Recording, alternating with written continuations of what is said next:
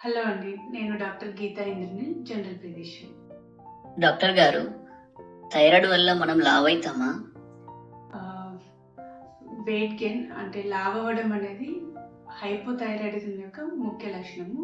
చాలామంది పేషెంట్‌లో ఆ సింప్టమ్ వల్ల డయాగ్నోస్ అవుతుంది.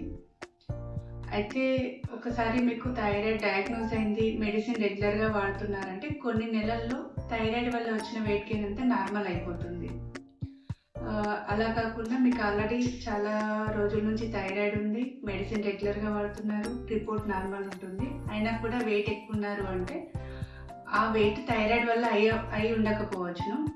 దానికి మీరు డైట్ కంట్రోల్ చేయాలి, వాకింగ్ చేయాలి, ఫిజికల్ యాక్టివిటీ ఇంప్రూవ్ చేసుకొని వెయిట్ కంట్రోల్ చేసుకునే ప్రయత్నం చేయాలి. వేరే రీజన్స్ ఏమైనా ఉన్నాయో కూడా చూసుకోవాలి. అంతేగాని ప్రతీదీ థైరాయిడ్ వల్లే అనుకొని నెగ్లెక్ట్ చేయకూడదు. Thank you. Thank you doctor గారు.